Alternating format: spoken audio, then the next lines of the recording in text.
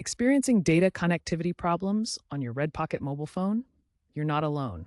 As a prepaid MVNO, Red Pocket relies on major carrier networks, and sometimes things can go wrong. The good news is that many data issues can be resolved with a few simple steps. We'll cover three key methods: configuring APN settings, toggling 5G LTE modes, and performing a network reset.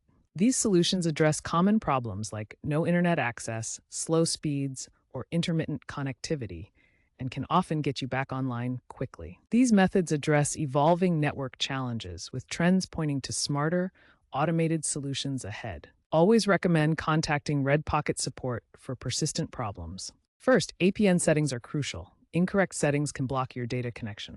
To configure them manually, go to your phone's settings, find mobile network or cellular data, then access point names.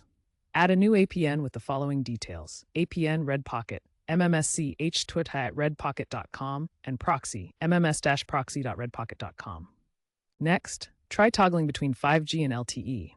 Go to your network settings and temporarily disable 5G to prioritize LTE, then re-enable it.